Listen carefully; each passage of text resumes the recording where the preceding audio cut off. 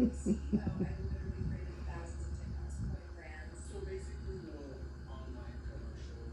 Or what she was really doing, Jordan, is promoting the things she believed in most in the world. She sold herself on the internet. That came out. I don't mean like OnlyFans, although sex work is work.